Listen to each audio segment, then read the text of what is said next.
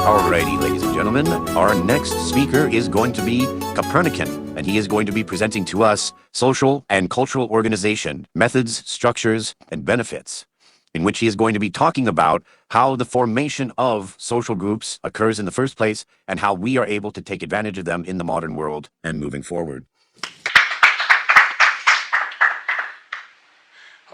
Hopefully everyone can hear me clearly. I'm going to stick this up a little bit closer to the face. All right. So what I wanted to go over, and this is something that a lot of people in this space have some experience with, but less than we'd like. And it's also something that a lot of people have trouble with, which is organizing people into functional groups.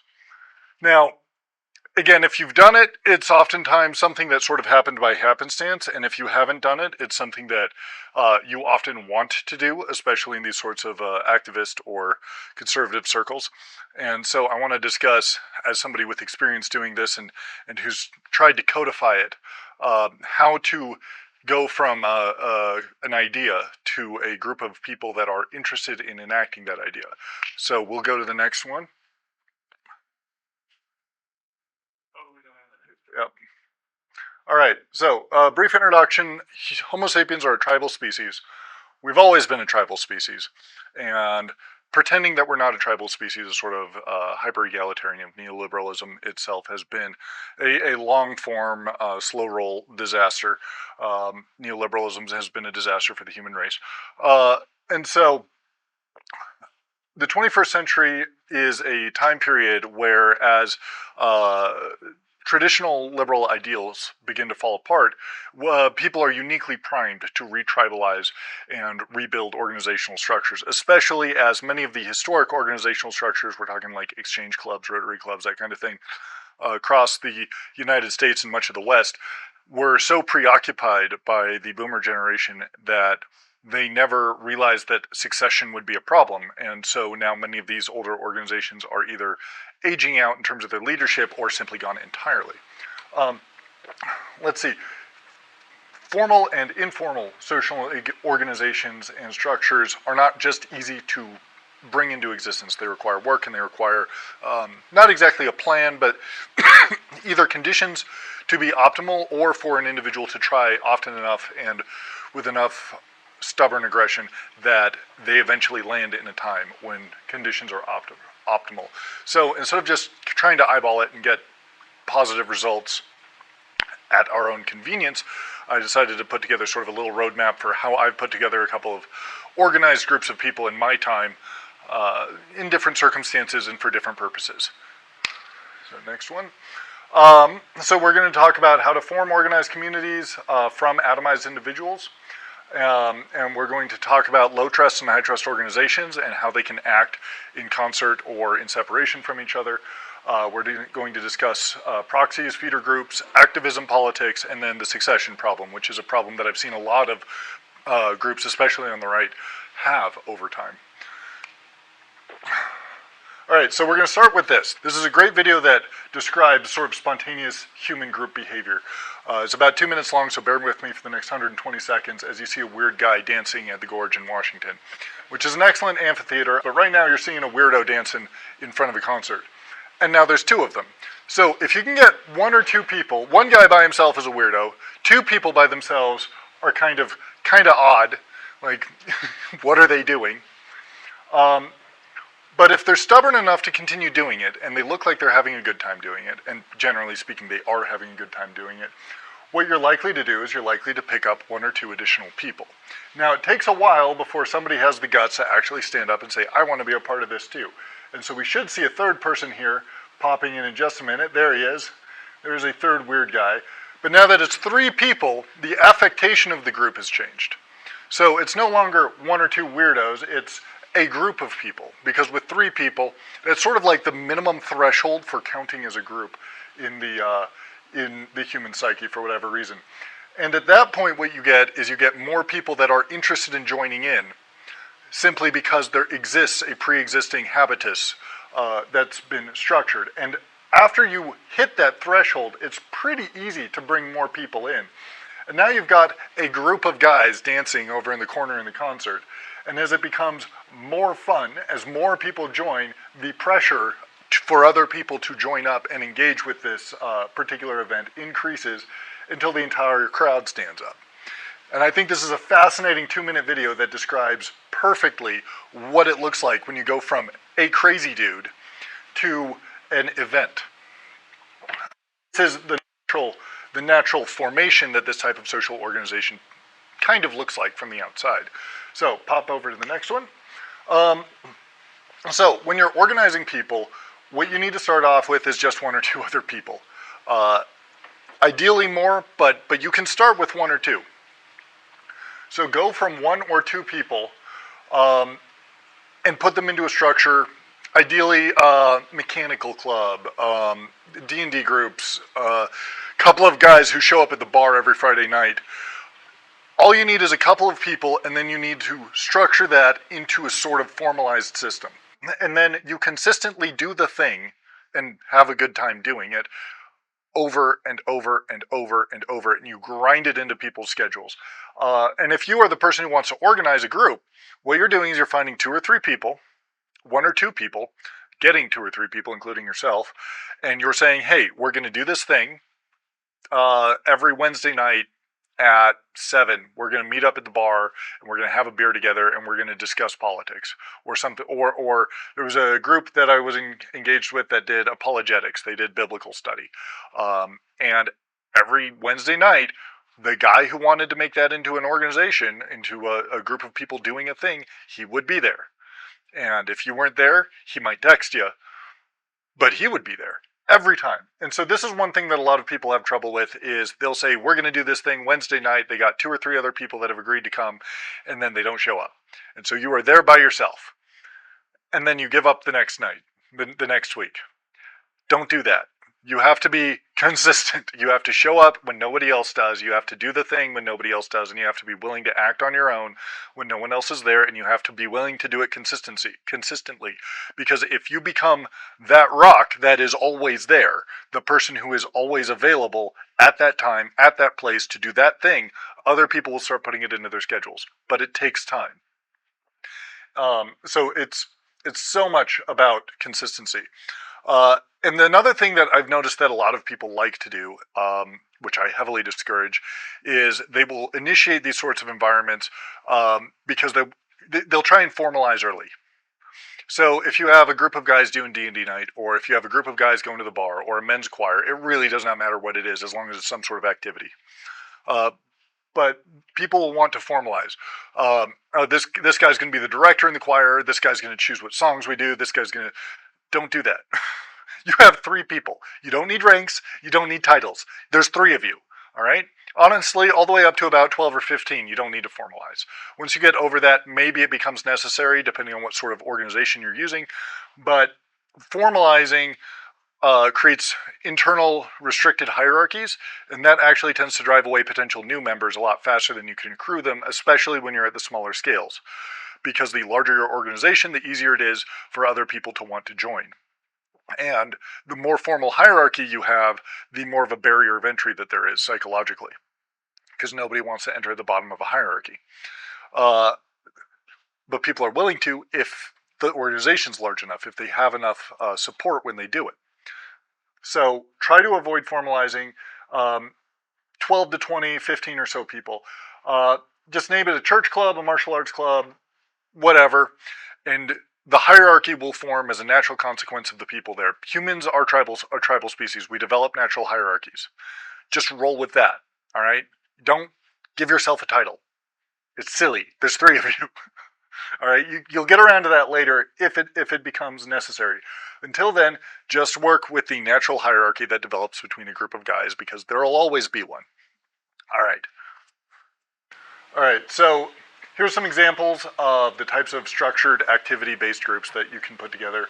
Rock hounding is a popular one that I've seen some people do if you're a geologist or if you're into minerals. Martial arts is a very good one. This is why the active clubs have built themselves around martial arts, is because it's a very good way to both gauge people physically, psychologically, metaphysically, and establish a baseline of acceptable behavior, while at the same time promoting generally positive habits, and establishing a very nicely structured internal hierarchy that doesn't need to be formalized.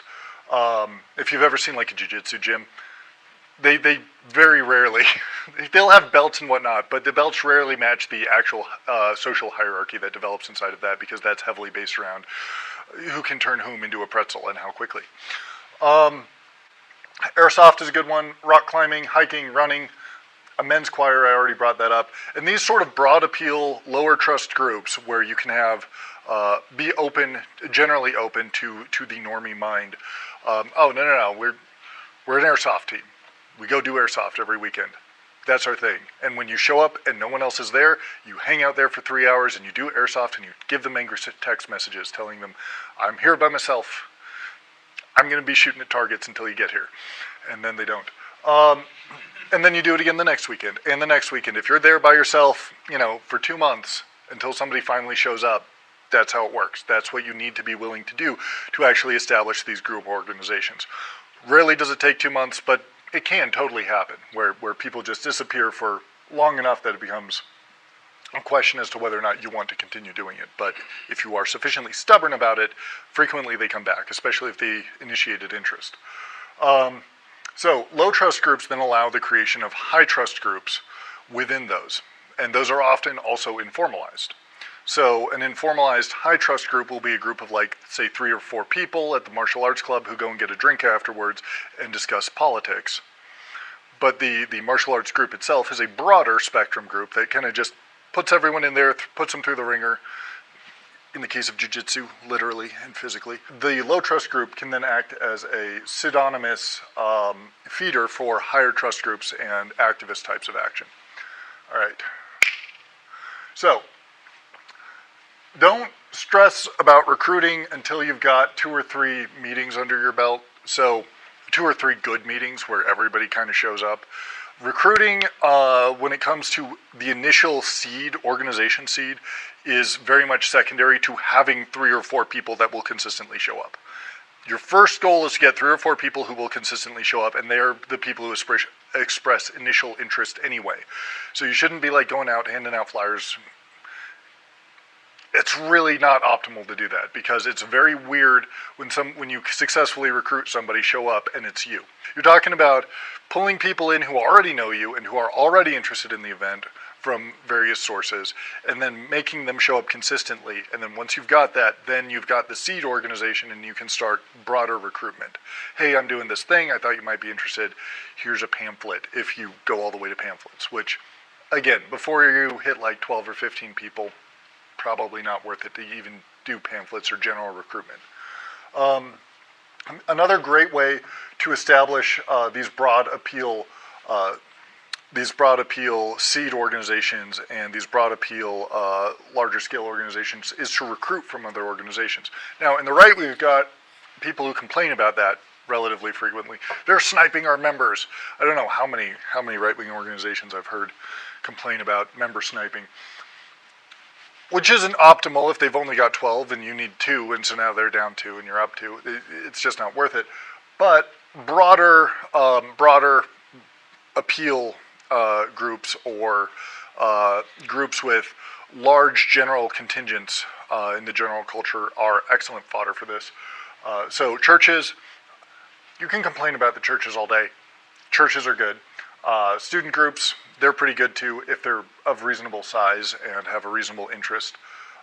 Informal regulars at a bar or a coffee shop are surprisingly effective if you are consistent about showing up. So if you are a regular at a bar, and there's other people in the correct age brackets there, it is very likely they will either be interested in whatever pseudo-organization whatever seed organization you're putting together, or they'll know someone who's interested. With the example, rock hounding, for instance, if you're going to a bar that the geologists frequent, I guarantee you're going to find 4 or 5 guys that are like, all right, let's go out rock hound next weekend. All right. And then the weekend after that, or the first weekend of every month after that. So informal regulars are an excellent recruitment ground for seed organizations and for growing that initial cluster of about 8, 10, 12 guys.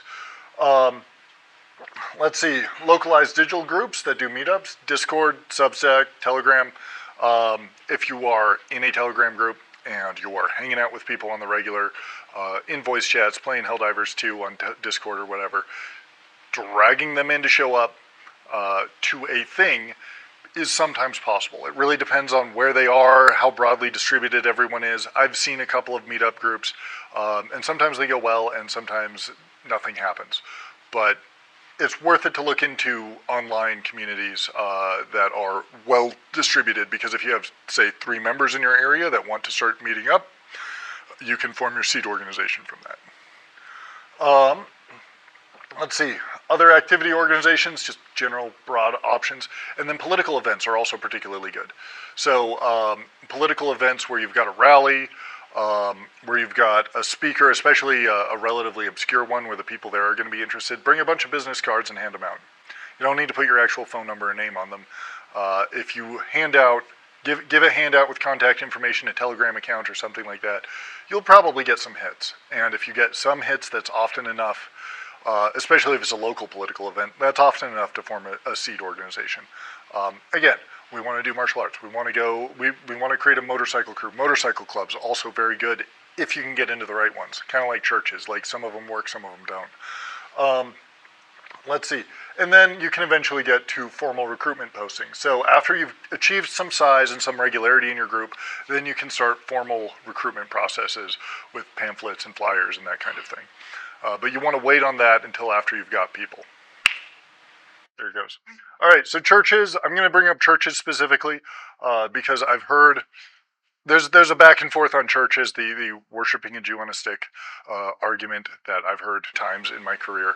And the fact of the matter is, I do not give a shit if you agree or disagree with the underlying dogma of a reasonably sized church. If it is a church with the correct people in it, there's no reason for you not to be there. Now, granted, some of the people might accuse you of being a heretic if you get too aggressive, but churches are excellent old institutions that have managed to maintain relevance over the course of the 20th century, despite the best efforts of progressives to delete them forever. And so, if you are considering using a church for this, you're looking for one that has a young cohort of people. There's a lot of churches where everybody there is in their 70s or 80s. Don't go to those.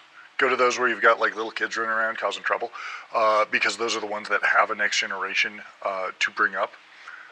So you want productive families, you want people that are young, you want people that are active. Most people in churches do tend to be active in their communities. So I highly recommend churches for a position like this, and you might learn something. I am Christian, but you can argue with me about that in the comments. But churches are an excellent potential place for this if it's the right kind. It's very easy to be showing up every Sunday to a church that only has people over 50 and only single people and nobody in the correct age bracket or with the necessary intellectual open-mindedness to start working on these seed organizations. All right, so the other thing that you need to keep in mind when you're building an organization like this is your end goal. A lot of people have nebulous end goals, and you really shouldn't. Because even when you start, your end goal for the organization is going to dictate which direction you move it in and what kind of people you recruit into it. If it's a rock hounding group, that's pretty straightforward. You want a group of guys to go and pull rocks out of the grounds with.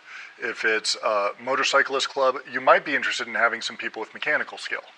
Like your goal might be able to just call a guy who can fix your motorcycle.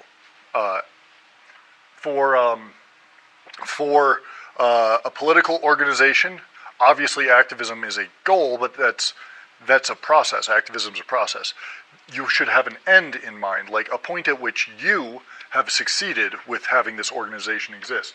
A bad goal is lording over another group of people, and this is a problem a lot of people, again, have when they're developing these organizations. One thing that I would highly recommend as being an end goal in a lot of situations is to put someone else in charge of it so you can go build another one. I think that's a great end goal because the people who are good at creating organizations are not necessarily always those who are good at maintaining them. In fact, often they're completely different groups. relatively abrasive people tend to be the ones who create the organization, and then you need people that are better working with others that maintain it over time, which is why cults of personality are unstable. So I want a group that can, say, do a protest once a month, and that someone else is in charge of. And then they can go off and do their thing, and I can start working on another one. So when you're building an organization, you're not building it for you, you're building it for purpose. Activism's not bad. Maybe you're building one just to be a feeder organization for something else. Maybe you're trying to do it in order to achieve a regular specific activity. Political action groups. Scalability, as groups scale, the conditions become different. So somebody who's good at starting one at a small size might be better allowing the natural hierarchy to put somebody else in the position of authority as it scales up. You have to be humble enough in order to recognize that there are benefits to putting other people into these positions so that you can go and you can work on another project. Because this just keeps happening, where you see organizations collapse either when their leader leaves or when their leader has a tantrum. I've seen both. All right. So proxies and feeder groups, if you're looking for activism specifically, conservative feeder groups are particularly good. Airsoft, martial arts, political activism. Guys' night at the bar is more iffy, but it has worked. Where you get enough people just showing up to the same place and you can start creating a seed organization just from them. Feeder groups that feed into actual activist organizations, more strongly worded letters, so to speak. Feeder groups should be good at testing loyalty, resolve, temperance, maintaining a shared ideology, especially if you're going to be particularly active in the protest scene, the ability to receive and send a punch. Which is one reason I recommend martial arts for that, but it is not necessary for it to.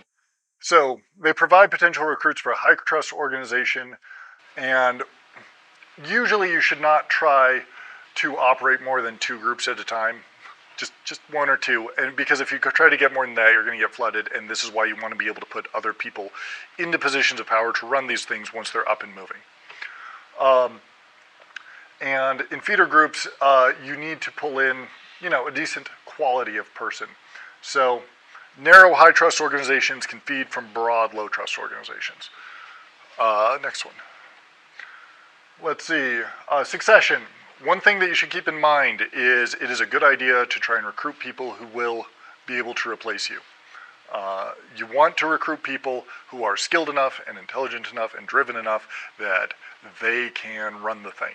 Because you're not going to live forever. Even if you want to operate this group forever, at some point you're going to get in a car accident or get sick, and you're going to have to leave it for 6 months or a year. And when that happens, you want it to still be there when you come back. At least some form of it, ideally the same group. And to do that, what you do is you recruit people that you think would be good leaders in that group, and then you allow the natural hierarchy to establish them as leaders.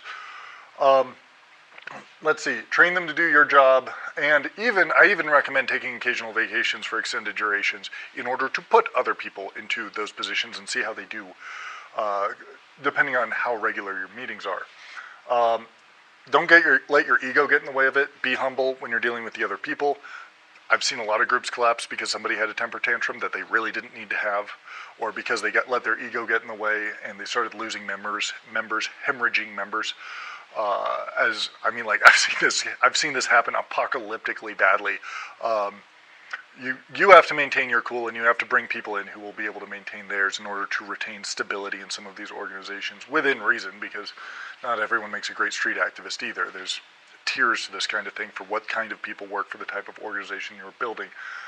But always try to have at least 1 or 2 other people who you think would also be competent leaders in the group, and try to bring them into a position where they can take on those responsibilities, so that if you do get sick or get arrested or have to leave for some other reason, the group doesn't disintegrate. And the more small groups, the more open, broad groups you've created at a lower level, the better your feeder base is going to be. So summary, what is power?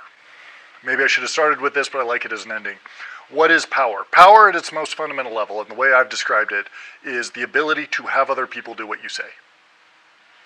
That's all. And that can be done through coercion, it can be done through wealth, or ideally it can be done through respect and deference.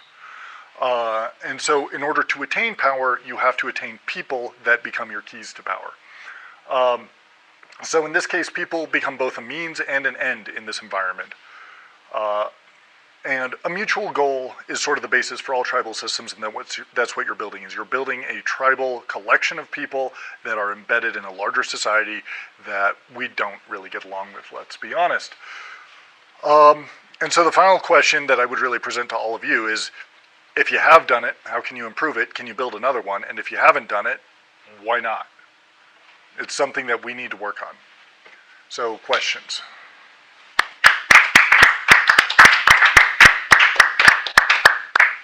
So it was actually on the last slide. So, but my question was, so how exactly in this environment are people both a means and an end? All right, so that's I believe it's a Kant. It's a way to address Kant specifically as the philosopher, which is Kant says that people should always be an end and never a means. People are the end. The end goal is for the broad benefit of either the organization itself and the people in it, or for the broad benefit of society as a whole, if you're looking at it more of an activist-style street organization. But people are also the means. People are the means by which power is applied. People are the means by which pressure is applied. A hierarchy has a king, so to speak, at the top, and then he has the court. And the court, each of them has their own hierarchy that they sit on top of. All right, people are the keys to power. You don't exercise power towards doing stuff directly. You exercise power by having people willing to do stuff, or by having people who are willing to do stuff. All right, and so people are the end goal, ideally. If you develop yourself into a relatively good leader, people are the end goal, the benefit of the people broadly. But also, people are definitionally the means to how these systems operate, to how these organizations from 3 guys up to 3,000 guys, they operate with people being the intermediaries, being the keys. And you want to have trustworthy keys that are good at their job, and ideally 1 or 2 that is broadly accepted as somebody who could replace you at the top of the hierarchy. So is it basically that people are a means because you're using them, but they're an ends because you're using them for their benefit? Yeah. Okay. I like that.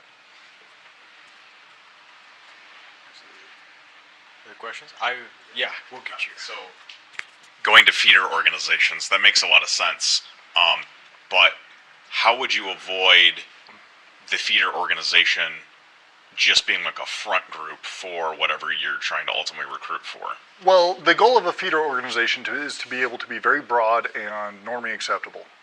So a feeder organization can be structured, a motorcycle club is a great example. You have, say, 30 guys in a motorcycle club. You guys go on a ride once a month, or say 3 times over the summer or something like that. That's the feeder.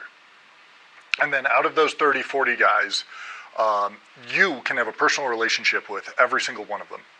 You can get to know them all. You know, which ones are too hot-headed, which ones are politically toxic, which ones are untrustworthy. And you can identify who those people are.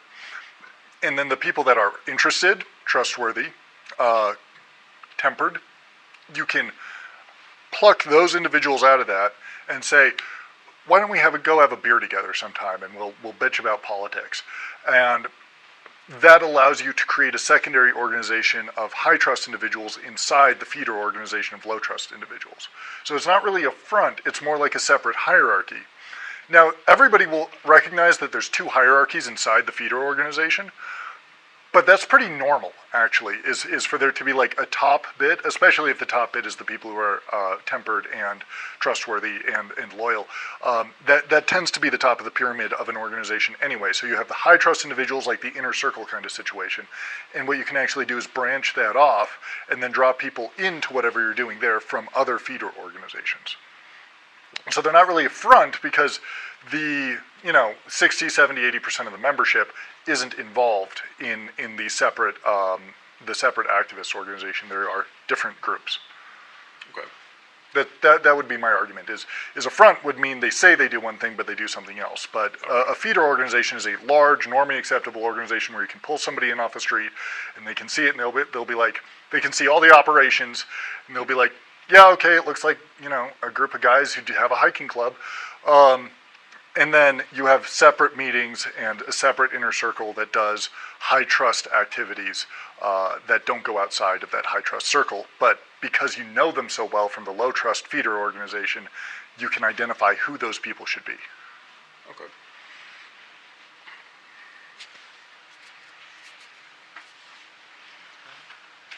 Anything online? It's similar to every group chat has 3 or 4 subset Yep, chats. every group that come off to the chat has side. 3 or 4 subsets. Yep, and I'll add that you touched on this too, the kinds of activities that the feeder organization or the places that you go out to Yes. meet people is doing a self-selection process of those who are actually going to go out and do it. So you can actually, depending on the kind of activity that's involved, you can almost pre-select and pre-screen out certain kinds of personalities. The person who would be interested in going to martial arts may be different than the kind of person who would be interested in the knitting club. Yeah. And you can do that and, you know, just utilize that, and it's a useful Yeah. way to parse down before you even go. Many cities, societies, and our whole civilization have operated through these informal networks for a long time. It's just our generation was never told how to create them, nor were we skillfully instructed on how to use them, because they were always kind of taken for granted. But since there's a distinct lack of them now, the population is extremely well primed for the broad adoption of new organizational structures. So you can put together a feeder, they meet every week, and then you can put together a core activist group that meets once a month or once every 6 months. And because you also meet them every week, they're not going to disappear and vanish back into the woodwork if you don't see them for 6 months, because you still see them every week, you're just not doing the other thing every week. It's a good way to keep people together without having to schedule something regularly for your high trust group. Specific cultural festivals can be particularly amenable, and you could, in theory, if you manage to get into a senior position on the cultural festival, you could, in theory, use the whole thing as a feeder group.